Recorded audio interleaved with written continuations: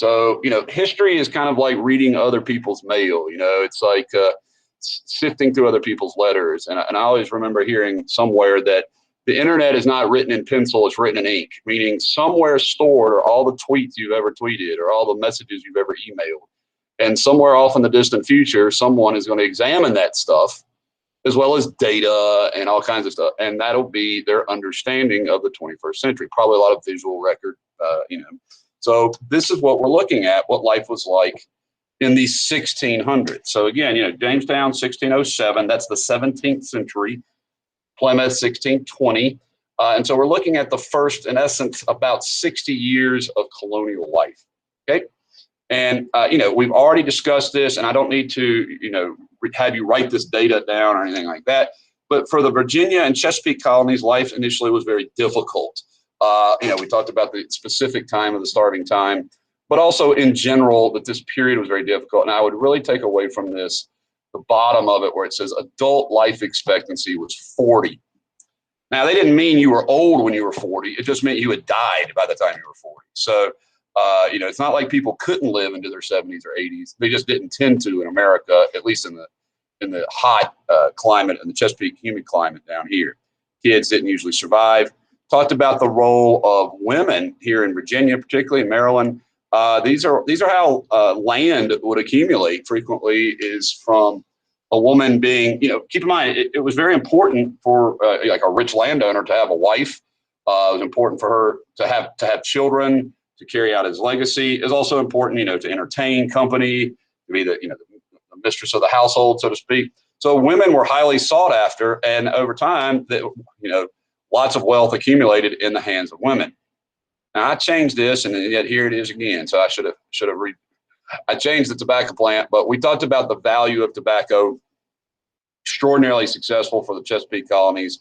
Overproduction led to real problems, ultimately in Virginia, where they had to diversify some. By the 18th century, overproduced.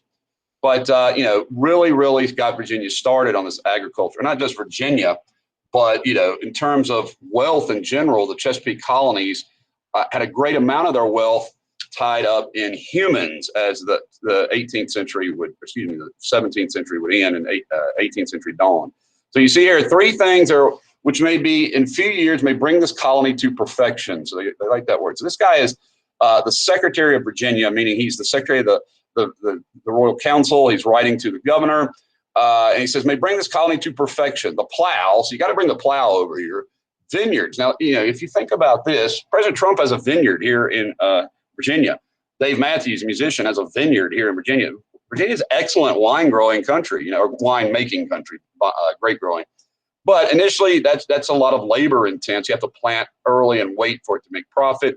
But he's saying this place is great for growing grapes and for cows. And if you've ever driven around Virginia much, cows do pretty well here. But all our riches for the present do consist in tobacco, where one man by his own labor hath in 1 year raised himself to the value of 200 pounds. That's what that symbol is, 200 pounds sterling, and another by his 6 servants has cleared a crop of 1,000 pounds.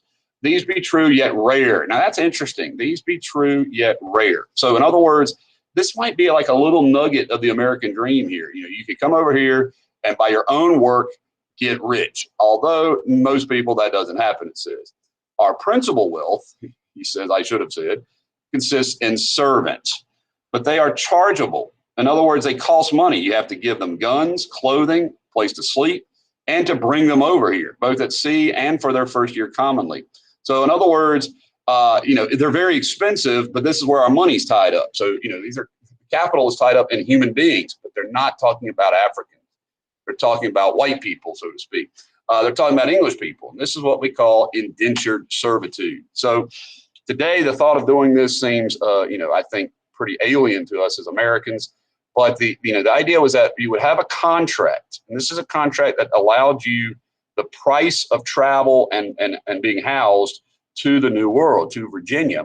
In exchange for that, the guy who paid for you to come over was given grants of land for each person who they brought.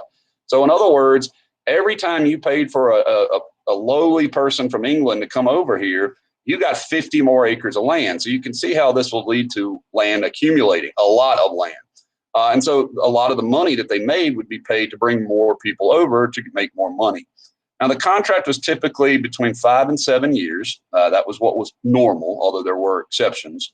All right. And at the end of your indenture, you were given land. Now, you were told you would receive land, money, sometimes tobacco seeds, a gun. And so this had quite a bit of allure because in Europe, you weren't going to be able to acquire land. That just was not an option. All the land was literally owned by someone else. So the prospect of getting land, thus meaning being a free person, an independent person, was very, very enticing. The reality, though, was this wasn't very pleasant because during that first couple years, only 10% of the indentured servants survived. So in other words, you probably never got paid because you didn't make it to the end of your contract. They also weren't allowed to be married while they were contracted. In other words, you were pretty much a worker bee, for the whole 7 years. You could be punished if you didn't do your work properly. You could have your contract extended if you didn't do your work properly. So these were sort of like lower level class wise people here in Virginia. All right. But nonetheless, what you saw here in this, I used this map today, and I'm going to come back to these maps later.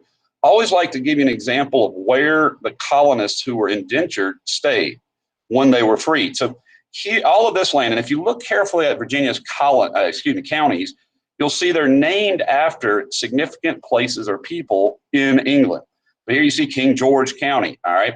Isle of Wight County down here, Sussex County, that's of course in England. Now some are named after Native Americans like Accomack, but here's Northumberland, of course the city of Norfolk. Here's Halifax, which is a lord in England. But as you come to our county right here, Pennsylvania, and come west, you'll see what was sort of like the line that divided where the good land was, so to speak, from the rocky, hilly, close to the Indian mountainous land. And if you look at what the counties are named, they're named after Revolutionary War heroes. So, for example, you have over here Patrick Henry. Here's Franklin, named after Ben Franklin. Over here you have Lee, Richard Henry Lee.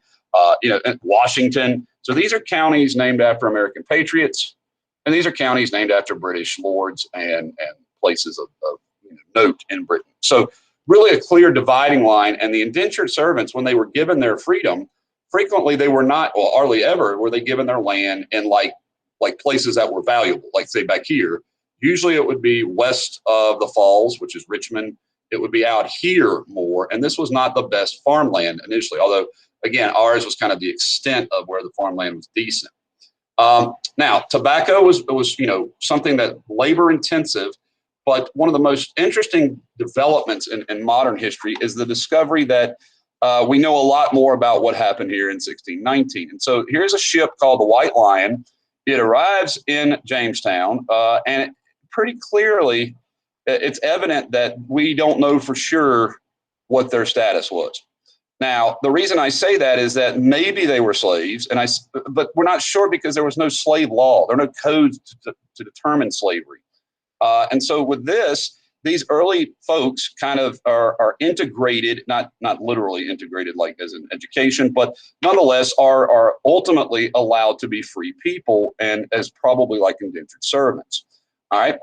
But as the 1650s and 60s pass, these working class poor people are very frustrated. They can't find women to marry. They don't have the good land. And if you didn't own land, if you're renting land, which a lot of them had to, you didn't get the right to vote in the General Assembly, the Virginia Assembly. So that's disenfranchised. You don't have the right to vote. So you not only do you not have any say over what's happening, you're not even getting the promises of what you would hope for. Okay. So this is going to lead to one of the most notable events in colonial American history right here in our Commonwealth, Bacon's Rebellion. And you definitely want to know who this is, Nathaniel Bacon. So he was actually an aristocrat. He came over from England this year, 1675-6, that year period. And he was very interesting because early on he grew angry with the Virginia governor. Now he was part of the General Assembly. He's part of the House of Burgesses. And the governor of Virginia was the longest serving Virginia governor in history, Governor Berkeley. And Berkeley, it appears, had a very friendly relationship with some Native Americans. Berkeley had allowed the Occaneechi and the Saponi who lived down here. Here's the Occaneechi. He had allowed them, over here's Jamestown, to have a monopoly, okay, on Indian fur trade with the capital, with Jamestown. Plus, the problem was these were Native Americans, the problem from Bacon's perspective. So Bacon and his supporters, now Bacon lived up here at what is today Richmond. Here's Bacon's hometown, so to speak, which is Richmond. The problem for Bacon and these 1,000, frontier settlers is they hate the Native Americans who are around them a lot, particularly this group right here, D-O-E-G, Dogue Indians, see them? And here's the Susquehannock. And these Indians would frequently raid down onto the frontier settlements, okay? So it appeared to be, from their perspective, that Berkeley was sympathetic with Indians in general. The problem was Berkeley recognized the precarious place, Jamestown was in, and that he did not want to start an entire war with all the Native Americans of Virginia and the surrounding area. So a Dogue tribe raids onto these frontier settlers, okay? And when Berkeley doesn't retaliate, Bacon becomes furious. And so he's meeting in a tavern and he gets a bunch of Virginians. I use the word Virginians, but really it's poor farmers. And some of the farmers are black, Negro. Some of the farmers are white. Some of them are mixed blood, in terms of Native American and English. So it's a lot of sort of frontiers type who have grown to really resent the power of Governor Berkeley. And so what they do is pretty remarkable. By the way, this picture illustrates the mixed kind of racial makeup of Bacon's group. Here he is marching into Jamestown with his various sort of motley crew. And this is what they do. They march to Jamestown and they burn it to the ground. All right, so Jamestown is destroyed in 1676. Now, before they get there, though, they come down here. Remember those Occaneechi Indians? By the way, if you know anything about the Roanoke River here, this is what we call today Bugs Island. All right, it used to be Occaneechi Island. So if you ever go down to Halifax County, that's what you're looking at. This would be Pittsylvania County right here, okay? And this would be Halifax County today. So they come down here and they attack the fort. Now keep in mind, they first get the Occaneechi to help them fight against some of the other Indians. And then once they capture them, the other Indians, they then set fire to the Occaneechi fort and shoot them. So Bacon is no friend to any Indian. He's kind of like, there's no such thing as a good Indian. All Indians are bad. It's his attitude. And so Berkeley has to get on a boat with several of his supporters and sail out into the Chesapeake Bay. Well, lucky for Berkeley, Bacon gets dysentery and dies, all right? Bacon dies of dysentery. If you don't know what dysentery is, it's uncontrollable diarrhea until you get dehydrated and you poop yourself to death. It's a really rough way to go, okay? But here again is my point about the rebels attacked the Indians, regardless of who they were, and really attack. And again, when I say rebels, this is ordinary frontier former indentured servants who are angry. These are angry farmers on the frontier. Okay, Berkeley flees. They burn the capital. Berkeley then gets a ship from Britain comes in with an army. They attack and crush the rebellion and kill 20 of the rebels. So, okay, why is this then such a big deal? Okay, why is this so important? Well, it has a lot to do with how men like Berkeley and others see it. They're very concerned. What are we going to do with all these roaming, landless, poor white people?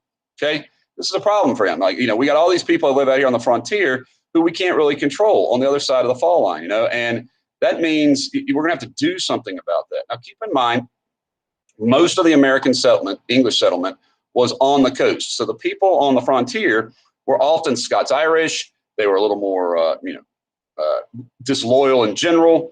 And so what happens is they show that the former servants really can't stand the gentleman class. This is important because this is not the only example of this. And I want you to see this, because when you see folks in Portland setting fire to buildings, or you see people in Minnesota or wherever, Wisconsin, and you're like, oh, that's not how Americans behave. I'm like, I beg to differ. Lots and lots of what right here you can see. Rebellion. So Leisler's Rebellion, it's a poor people versus rich people revolt in New York City. The Protestant Rebellion, it's poor Protestant farmers against the rich Catholic aristocracy in Maryland. Shays' Rebellion will happen in Massachusetts, poor veterans of the American Revolution. The Regulators, Scots-Irish on the frontier, will attack the government, including the British government. The Paxton Boys in Philadelphia, in Pennsylvania, will march on Philadelphia and threaten to burn it to the ground. And the Whiskey Rebellion, George Washington has to march an army into Western Pennsylvania to put it down. So I hope you understand the idea of cultural clashes in our country, not cultural, excuse me, economic clashes, are not at all new. This is really historically from the very beginning. So then comes, what's the solution? How do we as a an early colonial government stop these peasants, so to speak, from raiding and attacking? Well, the British could send a lot of troops over, which later they're going to do, but perhaps a better solution is to have a group of people who you never have to let go. You never have to give land. Now, keep in mind, at the same time in history, whites in England are not wanting to come over here as much. They discover that indentured servitude kind of sucks. So they're starting to say, well, maybe we don't want to come over. And so the wealthy planters, so but this, I mean, the families that will be the Washington family, the Lee family, the Byrd family, the Carter family, the Jefferson family, the Randolphs, they're going to want to keep the ordinary masses, if you will, in their place. But how do you do that if their place is labor? Well, you switch. You find a labor that can't rebel, because if they rebel, where are they going to go? Where are they going to flee to? Plus, you can use laws on them because they're not English people, right? And so this Bacon's Rebellion is one of the most significant events to lead to an increase in colonial American slavery, because the theory is that, well, these are workers who you can replace and never have to let go. Well, that means you have to have an evolution of thought about Africans. You have to change the way you view Negroes. Okay. So here you see early on, there were blacks in America, not a large number, but, by and large, kind of no difference as far as treatment, at least up until at this point, until here. And here you see it just take off. So here's Bacon's Rebellion, right? There also is going to be a change on the monopoly of the slave trade, but we'll look at that on another day. Okay. So today, the remainder of the notes are going to be on this Atlantic slave trade. We've already talked once about this Middle Passage, as it's called, particularly from Angola and Congo, the western part of Congo, the Gold Coast. The vast majority of African slaves were brought to Brazil and to the Caribbean, okay, the West Indies. Very small percentage brought to the future United States. But the experience lasted for over 300 years, one of the most brutal events in history. Here you can see people would be overstuffed into ships, what was called the coffin position, nose to toes, so to speak, here in a really hideous, arrangement. People would be naked. They would be, they would be using the bathroom on each other. They would be filthy. They would be diseased often. Okay. And literally the Portuguese conducted this phase of the slave trade by and large, mostly Portuguese, some Spanish as well. But what would happen is they would overload their ships. They would buy a surplus of cargo, okay? And they would fill them up with human beings. It's a really terrible event.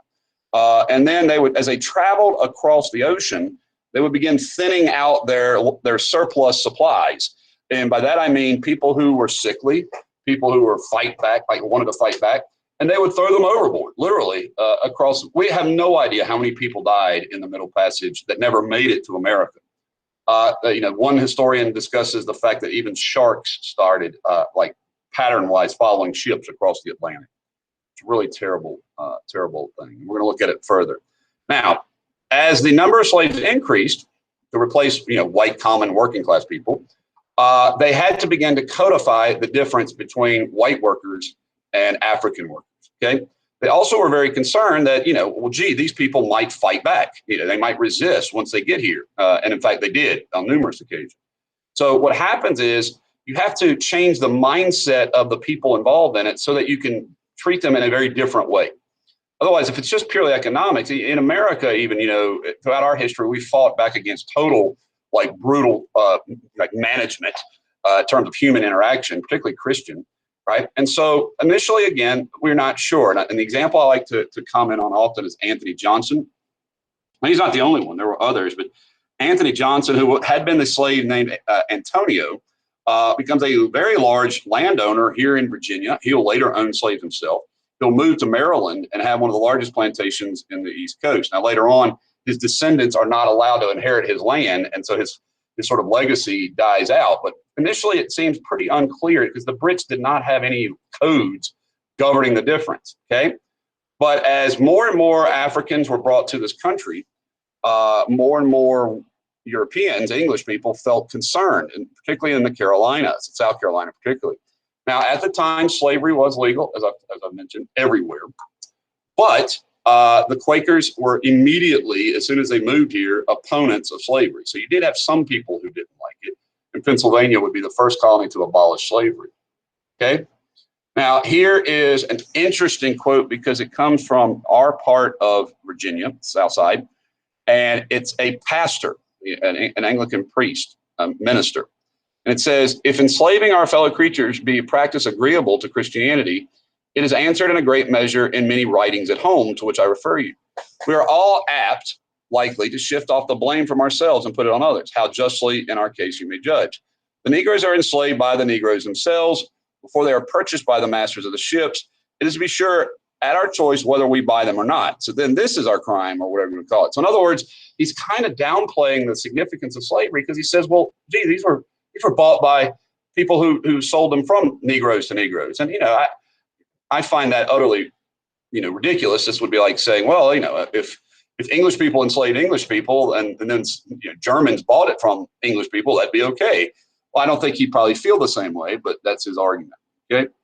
Now, colonial slavery starting in 1662, and this was after a lawsuit. You had a lawsuit here in Virginia. A lady named Miss Key and her husband. She had a common law husband, Winstead, who was a white man, and she was a black lady of mixed ancestry. She had a white father and a black mother. And what happened was in Virginia, they changed the nature of what it meant to be a servant. And it said you would be, if you were a black person, based on who your mother was, keep in mind mother, you would be servant for life and your children. And so when you hear that servant for life, that means slave. And pretty quickly, it goes from being a servant for life to being a person who was owned or like not just serving you, but owned by you, your property. And this becomes known as chattel, not cattle, although some students call it that, chattel. It's like owning, sadly, cattle in the sense of it's, a master would inherit property being a person, and it became a crime. Now, before, one of the reasons why Elizabeth Key was freed was that she was a Christian. And so in other words, the courts here in Virginia said, well, you can't enslave a Christian, right? Well, after the 1662 slave codes came about, Christianity was now not a condition for ending slavery. So in other words, you were expected as a slave master to, in essence, convert your Negro to Christianity, but they would still be a slave, a Christian slave, so to speak. And of course, over time, it became, if you read about the Barbados slave codes, it became a much greater crime to teach a slave to read or write. You don't want them reading about, freedom and ideas of liberty or about rebellions around the colonies. Okay. So here is the law in Virginia. One of the laws, a statute is a law. This was part of the laws of 1662, whereas some doubts have arisen whether a child by an Englishman upon a Negro woman. Now, keep in mind, that was illegal. It was illegal for a white man to, it was called miscegenation. A white man cannot have sexual relations with a Negro woman. But if they have a children, let's say it happens, okay, be it enacted that all children born in this country shall be bond or free on condition of the mother, meaning so many of these white guys are raping or having sex with these black women, they're slaves, and having kids by them. We're not going to associate that with their father. We're going to associate that with their mother. Keep in mind, English common law was the condition of your father. So they're actually changing the nature of English law. If any Christian shall have sex with a Negro man or woman, he or she shall pay double the fines for having adultery. Okay, so punishable by fine, by penalty, if you had sexual relations, across the races. Okay, and so what this led to was a sentiment. I want to back up for a minute because this kind of treatment means, in the minds of poor whites, these people are inferior. They are not the same as you. So even though you are not a rich white person, you are a white person. And so you have that in common. So in other words, poor black people were not associated with poor white people because poor black people were slaves and you didn't associate with slaves. So this was a very ingenious development by wealthy whites in Virginia, particularly, later Maryland and the Carolinas too, to make sure that, you know, white people who were poor didn't have sympathy anymore for these folks, because you know, poor white person, were racially superior to these people, as what you were taught, and you know, these people were slaves. So this becomes very much a part of the poor white mindset. It was like, at least I'm not a slave, right? And so what was really unusual about slavery in the Americas, more than anywhere else in the world, is that in the United States, future US, African Americans begin to have children who are also slaves. So slavery in America becomes self-perpetuating. In other words, it produces new slaves. So one of the things that's going to happen pretty early in American history, in 1808, they're going to ban the importation of slaves from Africa. In other words, no more kidnapping people in Africa. But slave population is going to continue to grow, and that is because entrepreneurial, enterprising, you know, slave owners will say, "Hey, we can in essence breed our slaves to have more slaves," and that's literally what they do. They would lock teenage girls, 14, 15-year-old girls, in cabins with, you know, strong, strapping slave hands, and then they would have them, you know, have sex until they got pregnant. Really, really awful. Okay. Now, there were elements of African society or culture that came to our country on a large scale. Some are fairly limited now, like, for example, the language that combined English with West African language. It comes from the root word Angola. So they would speak a sort of combo language of Gullah, Angolan, and English. A lot of it had to do with types of foods and music, interestingly. The ring shout has its legacy to this day in if you've been to Pentecostal or to Baptist evangelical churches that are African American, frequently there'll be something similar to the traditional ring shout, which is where the minister or the person in the middle of the group is leading, and then the congregation or the people around respond. And so it's like a ring, and people say something, other people say other things, and so it's a very communal form of singing and praising God. And then, of course, music itself, from the banjo to the drum and rhythms. So very strong cultural influence, particularly. Now, not all Black people in the South were slaves. Some were actually quite skilled. In fact, many Blacks were very skilled, because on the plantations, they had to do many tasks, not just work in tobacco fields. For example, Thomas Jefferson had his own chef who was an African American who'd been trained in Paris. You know, he kept a strong wine collection that his slaves understood. He had the guys that built Monticello were slaves. So frequently, slaves were very, very skilled. Some, not all, but skilled in artisan work, craft work. But we would call them today, then, mechanics. Most notably is Thomas Day. Thomas Day, his carpentry is so extraordinarily well crafted that it's still on exhibit in UNC Chapel Hill as like works of fine art. Now, the slaves did revolt at times. Okay. In New York, you had a slave rebellion. Down in the island of St. John, and in Georgia on the Stono River with South Carolina, you had the most famous one at the time, the Stono Rebellion. And every time Blacks revolted, every time slaves rose up, there would be even harsher punishments for slaves. So even stronger slave codes. Now, I will give you a sort of foreshadowing. The most frightening moment for white slave masters, perhaps in all of this period, is around 1800, when the entire island of Hispaniola goes into a full-scale revolution, and Haiti gets its independence. So in 1804, you have the first Black republic in the Western Hemisphere, and Haiti's not that far away from the rest of the United States, and so news got out. Okay, and so this is the society that emerged. And this was a very, unfortunately, in the South, you know, while there was not a religious hierarchy like there was in New England at times, in the South, you have a very stratified society that emerges that will last right up through the Civil War. Okay. And at the top were the very, very wealthy landowners. Okay. Here in Virginia, they were nicknamed the FFVs. And so the first families of Virginia, the Lees, the Randolphs, the Byrds, the Washingtons, the Fitzhughs, these families owned the vast majority of land in the Commonwealth. Right here in Pennsylvania County and across into North Carolina and up into Maryland and over into West Virginia, you had an individual who owned a mammoth plantation. His name was Peter Harston. He was from Scotland. And Harston and his descendants owned 45 plantations with 10,000 people on them. Perhaps you've heard of Berry Hill. He owned it. Okay, Oak Hill. And these are several of the plantations that he owned. He was so influential, it doesn't take much of an effort to look around and find people named Hairston. And many of those are descendants from this original plantation, their ancestry. Now, what's interesting to me is that Harston is the Scottish pronunciation. And if you go up to Michigan or Indiana, that's where the Harstons still live. In other words, during and after the Civil War, they moved, or their ancestors or their descendants moved. But the African American population named Hairston remain to this day in this area. Okay.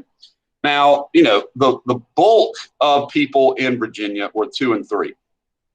The bulk of actually 3, but the bulk of people came from these 2 groups. So a lot of Virginians who are here on the frontier, like in our county, who weren't, the Hairstons, basically owned maybe 50 acres and they might have a slave or 2. But by and large, these folks were what we call subsistence farmers, the yeomanry.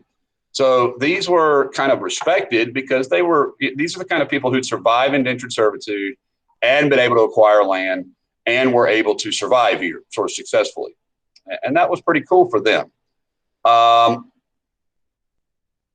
these 2 groups here, were really poor people, poor people. And since that they didn't own land, they had to rent themselves out. And of course, indentured servants, were not property, but they had a contract that was very binding. And of course, the very bottom. Now, keep in mind, Native Americans weren't in the society at all officially. They would be pushed out if they were. But at the bottom of the society were slaves. Okay. Now, tomorrow we will do New England and the Salem witchcraft trials. And this stops for today.